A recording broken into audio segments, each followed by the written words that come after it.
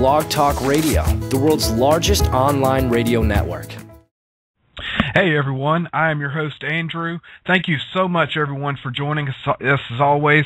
Been under the weather a little bit lately, so I was kind of worried about bringing this show to you guys, and I didn't want to be coughing or sneezing all the way through it. So I think we'll make it. And this is the first time I've had a show in probably about a few weeks. Been dealing with a few things, so I'm so happy to be back, and it's such a pleasure to bring you these shows. Please continue to check us out on Twitter at DrewBTR. That's DrewBTR. Find us on our website, thedrewshow.com. We have a brand new website. We're still adding some things to it, but a brand new website. You can check out our shows. You can check out my bio and all that. I think that you'll really like it. I put a lot of hard work into it, and I really think that you'll enjoy it a lot. So please go check that out today. We're going to have an event section on there. These events are events that we solely represent. These are events that are 110% accurate. Some charities on there, so you never have to worry about finding any false information on there. We're going to have contests on there as well, so please check that out. We have a great show today, everyone, and like I said, it's such a pleasure for everyone to join us. On today's show, we welcome a man who has been in the entertainment field for over 20 years. He has lent his voice to over a dozen animated television series and features, including the acclaimed hit Teenage Mutant Ninja Turtles. Of course, he is best known as the dad, uncle, and judge from the 90s hit Fresh Prince of Bel-Air, where he portrayed Philip Banks. I'm so pleased to welcome him to the show today, Mr. James Avery. Mr. Avery, how are you doing, sir? I'm doing great. How are you? I'm doing great, sir. Let me first off start by saying it is such a true pleasure to have you on. Thank you so much for joining us. No problem. No problem. Yeah, I understand it. I understand that you're in California, so I think, and I'm in Georgia, so we're completely on opposite ends of the world almost. And how's everything in California? It's L.A. It's great. It's California, Cali, right? as they say. Cali. That's about as hip as I get. I don't know what else to. That's it, huh?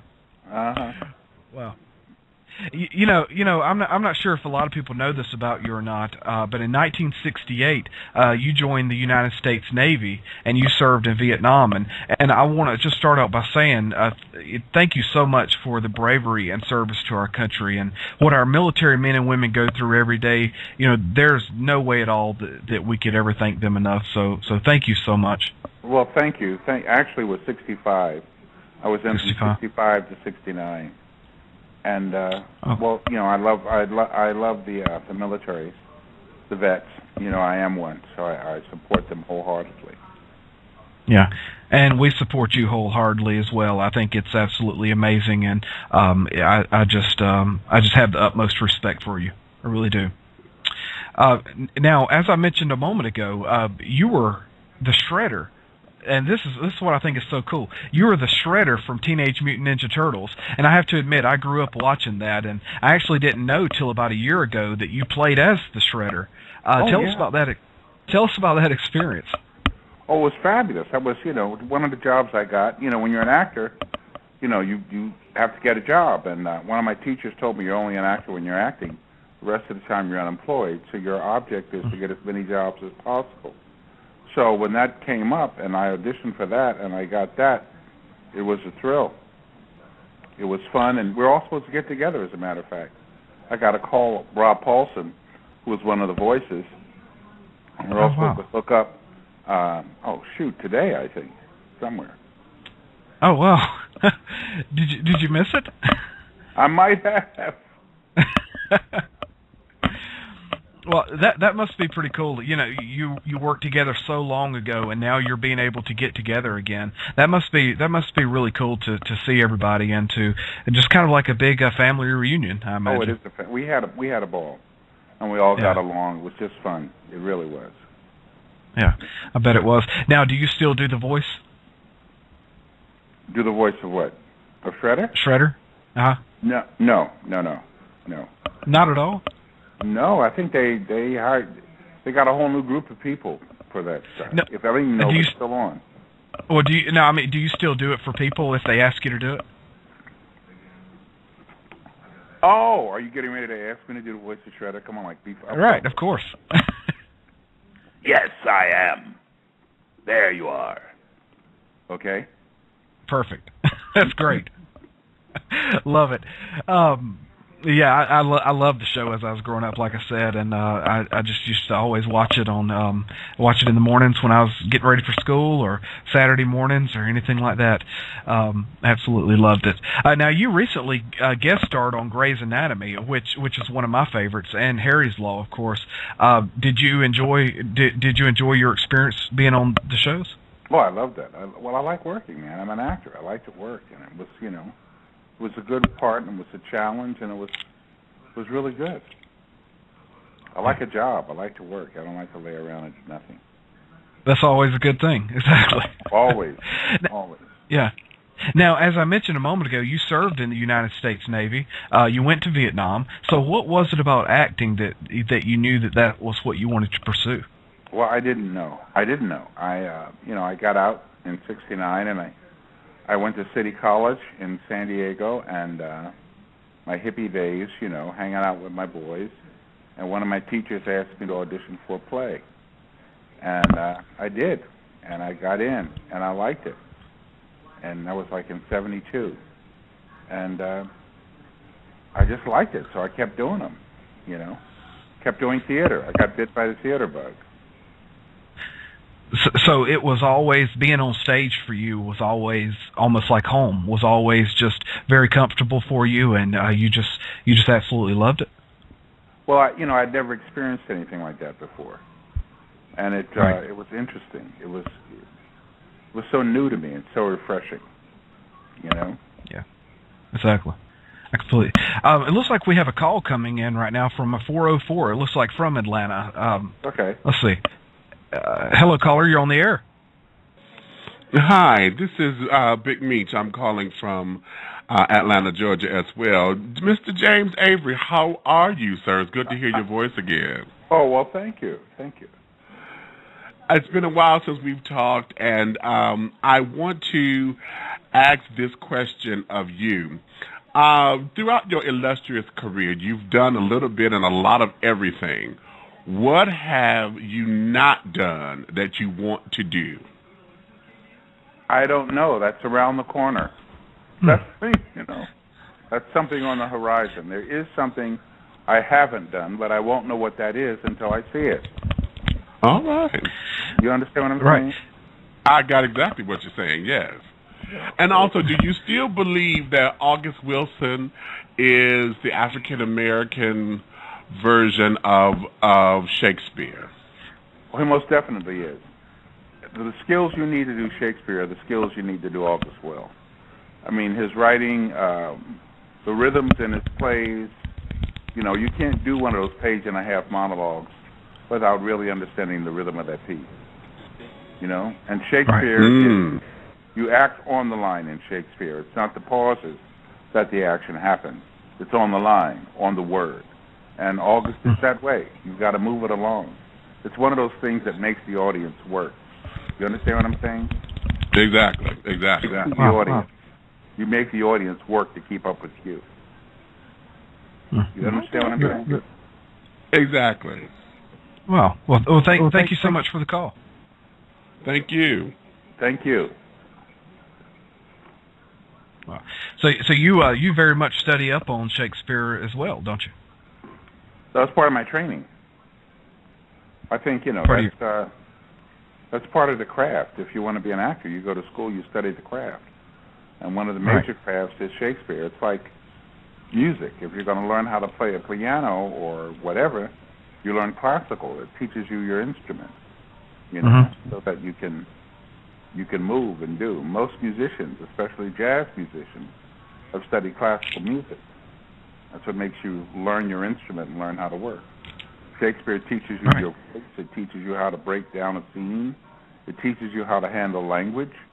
It teaches you the beauty of language, and how to use those words. And that's what you need as an actor. Right. Right. Well, that's amazing. And you know, one of my favorite TV shows of all time is Fresh Prince of Bel-Air, and I still watch it all the time when it comes on. Let me ask you, how did you get the role as Philip Banks on the show? Oh, well, you know, it was just that was one of 3 auditions I had, and it was like toward the end of the month, and I had to get one of them because I had, you know, my rent was due, so I needed to get a job. And they said if I wanted to, you know, that I had to audition for this pilot for this rapper who I never knew. I didn't know who he was. I didn't listen to rap. I really didn't care about him. And so I went out to NBC, and yeah, I had to audition. And so they called me into a room, and this is one of these long rooms with this long table and all of these serious guys sitting on each side. It's like walking into a vacuum that would suck all your energy out. And there was this kid sitting there with his feet up on the table and his, you know, his hat turned back. And I walked in. They gave me the sides, the scene that I was going to read. I walked in. I looked at him. I said, "Take your feet off the table and look at me when I talk to you." And he didn't see me. And I got the job before I got home. It was amazing. Wow. So you met Will Smith in that day in that room, and yeah. What kind of guy was he then? And he's such a huge star now. Did you ever think that he would blow up like he has now? No, not really. I mean, he was a nice guy. He was a good guy. We had a great time together. He had good people with him. You know, he had a lot of talent. You know, I knew that. And we got along awfully well. It's a family. We still talk to each other. We still see each other. We still have a lot of respect for each other. You know, I think that's great. It was a joy to do the show. I think that's absolutely wonderful. And how proud are you of Will Smith that he is from a kid that had his legs up on a table to what he's been through now, and all these amazing movies he's been in. Well, he's developed a discipline to do them. He's learned the discipline of the craft, and he respects what he does, and he likes what he does. And right. I'm very happy for him. Very proud of him. Yeah. That's amazing. How amazed are you that after 20 years that this show is still watched by millions, millions of times a day by fans that still flock to watch it, like it's still in the air, like new episodes are still airing. How amazed are you that people still? I don't know why. I don't know how. It's like we're getting new fans every generation. You know, I guess it was a good show. You know, we worked hard. We tried to make it good. It was more than just a sitcom. But we had such a good time. This is still amazing to me that people still watch it. Right. Absolutely. And it was such an amazing cast. I mean, with yourself, Will Smith, Alfonso Ribeiro, Caleb Parsons, Tatiana Ali, Joseph Marcel, and Janet Hubert, they could not have picked a better cast for this show. What was it like every day to come to work on this set, and do you have any funny tidbits that happened backstage?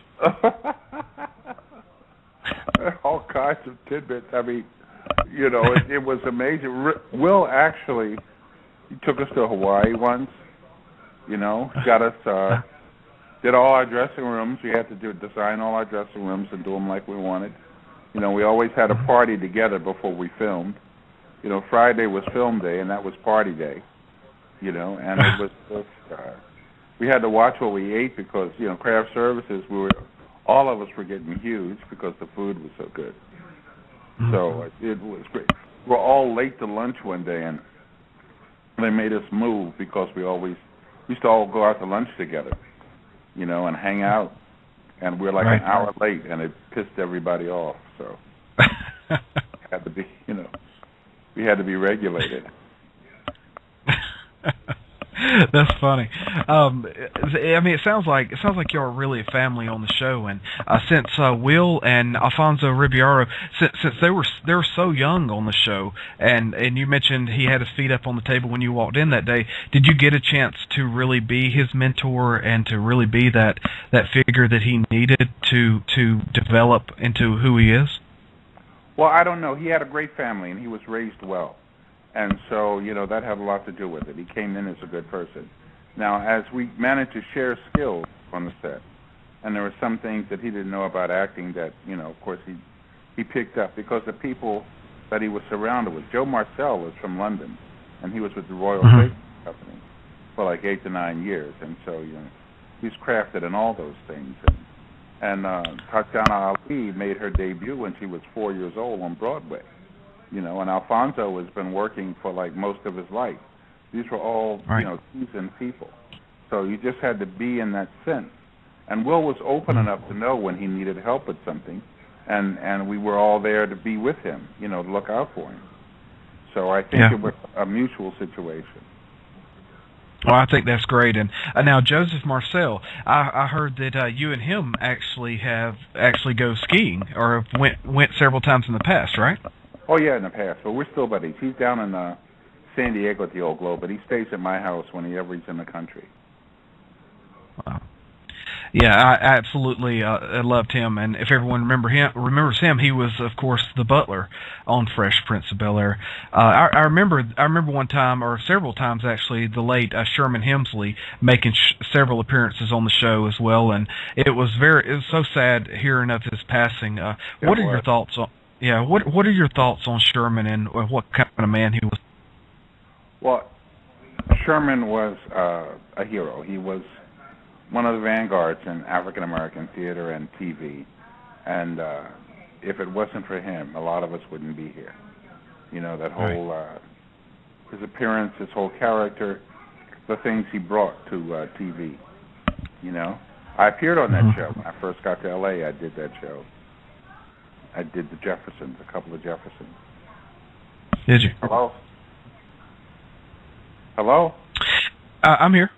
Oh, okay. Yeah. Sorry about that. I know it keeps popping a little bit. I hear it myself. So what kind of guy was he, even offset? Was he just fun. He was full of humor and just, I don't know how else to describe him. He was just a great guy. Right. Absolutely. Looks like we have another call coming in right now, area code 586. Hello, caller. You're on the air. Hi, how you doing? Okay. Doing great. Great. I just saw this, and I want to know: are you the real James Avery? No, I'm not the real James Avery. I'm a fraud. Wow. See, they called me on this phone and all of that, and I'm just a fraud. Of course, I'm the real James Avery. Great. How are you doing? Was that your question? What? I used to watch you when I was a kid. Okay. You've been a great inspiration to me. Oh, well, thank you. And your hard work is very much admired. Thank you so much. So how old are you now? Huh? So how old are you now? I'm not telling you how old I am. Thank you. Got to ask somebody. How old Thank you so much. Come on now. Thank you so much for the call, area code 586. Wow. Well, I definitely wasn't going to ask you that question. That's good because you got the same answer. Wow. All right. Okay. Well, so moving along, what are your, and we said a minute ago that you've been skiing several times with Joseph Marcel. What are some of your other hobbies that you still enjoy doing? Oh, reading, swimming, sailing, all those things. Now, I actually heard that you go scuba diving. Do you still do that? I'm scuba. Yeah, I got certified a while ago. I see. That's one thing I've always wanted to do is go scuba diving. I'm not afraid of water, but I've kind of been afraid of what it's like to have the tank on your back and everything else. So maybe one day I'll do it. Well, you should. I mean, that's what kind of freaked me out. The first time I went, that kind of freaked me out. I had to work my way into it. Right. Yeah, and I know that you love to travel, and we have seen you host critically acclaimed PBS series Going Places, where you have went on USO tours and charity events around the world. Do you have any particular charities that are really special to you? I'm special to Friends for Animals and the USO itself. Yeah. So if you guys ever take care of animals and take care of the vets. That's what I'm down for. Right. Absolutely. The USO is an absolutely great organization, and it really is. James, what are you working on now, or anything that is in the works now that we can look out for? Well, I just did something called Hoodoo. I don't know what it is. Some internet something. Supposed to be working on that, but I haven't started yet, so who knows? Don't be around, you'll be surprised. Keep looking for me and you'll be surprised, or ask for me and I'll be put to work. There you go. Absolutely. And we've got to talk more after this show, because we're going to get you on Twitter before the night's out. Right? Okay.